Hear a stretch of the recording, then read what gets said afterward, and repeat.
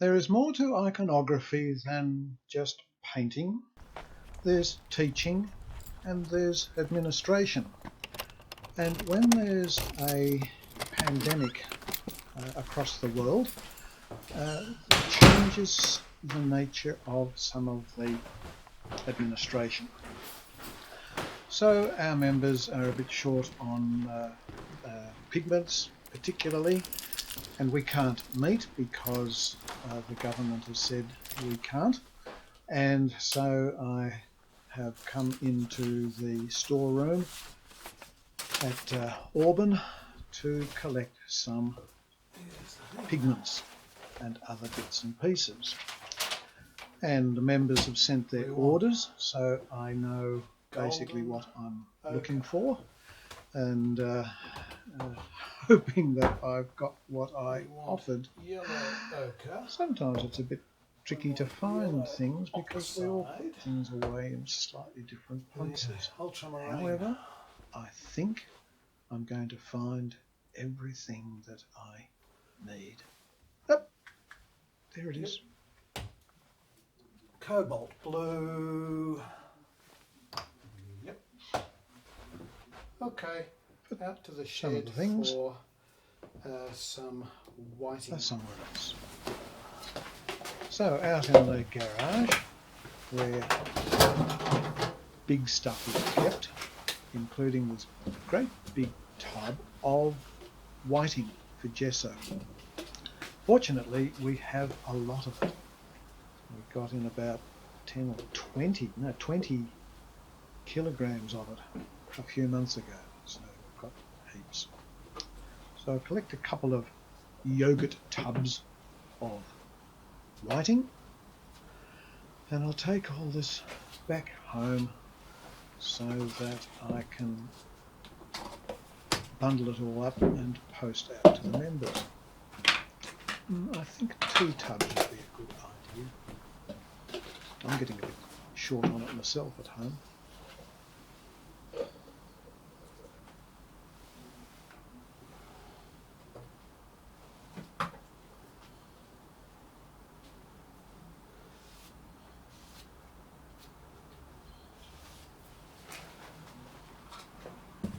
Good. Lid on, make sure it's tight. Slap the lid back on the big tub and go out and lock the garage door. Well, back home a few days later, I've got I've got quite a number of post envelopes, padded envelopes is what I'm trying to say. And so before I start to dispense all these pigments, I've got to get organised, otherwise we'll get thoroughly confused. So putting labels, the address labels on the padded envelopes, and then I've printed off the names of all the pigments, and I'm cutting them into tiny little bits.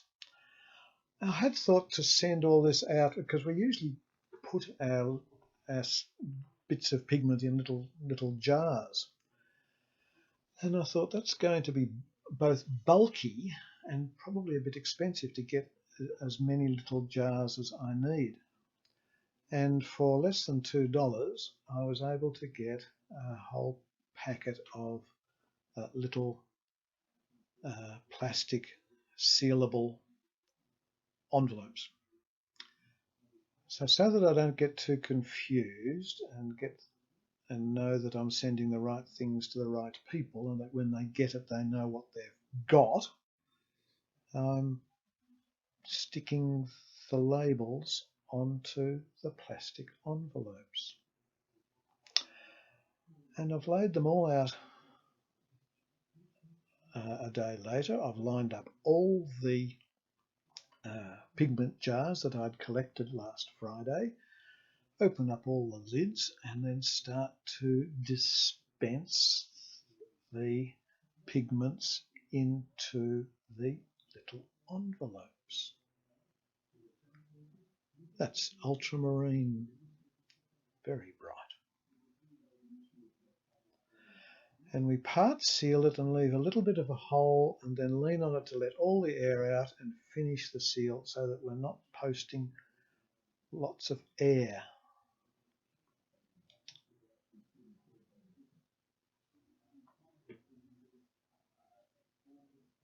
I'm glad I'm not a dispatcher at Amazon.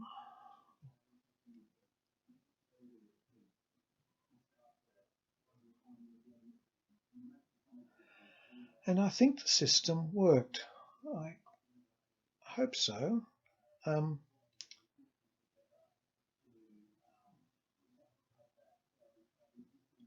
Checking it twice, like Santa Claus. And then for whiting. A few people needed some whiting, but of course when we gesso we need a lot of whiting, so we'll just make sure that we use a larger sealable plastic bag. There's a big one. And the little teaspoon is going to be very tedious, so we've got a great big tablespoon. 1, 2. Yeah, one more. Good. Part seal. Leave a hole at the end. Squeeze out the air. Finish the seal. Now, who wanted that? There, that's good. Then hope that all these little packages fit into the padded envelopes. Yep, good. Oh, let's throw in a pipette as well.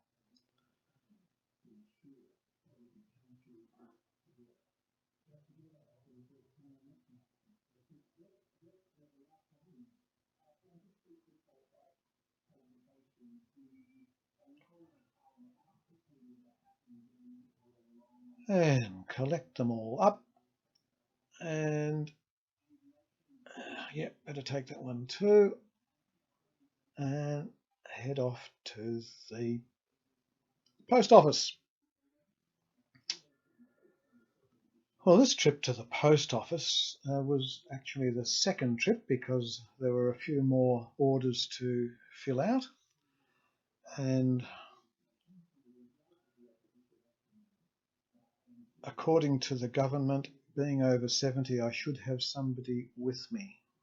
So that's why I'm taking you with me, just to fulfill all righteousness.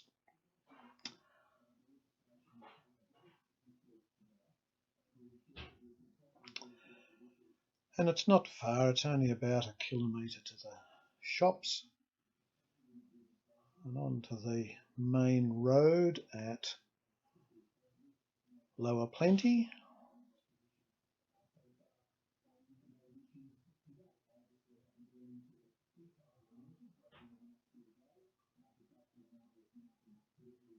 And find some parking right near the post office,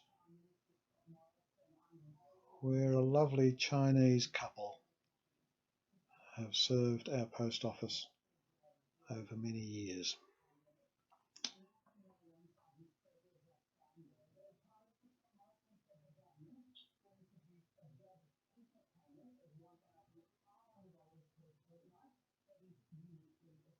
Lock the door and keep 1.5 meters away from that person.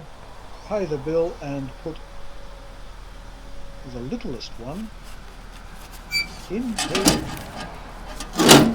the post box, and job done.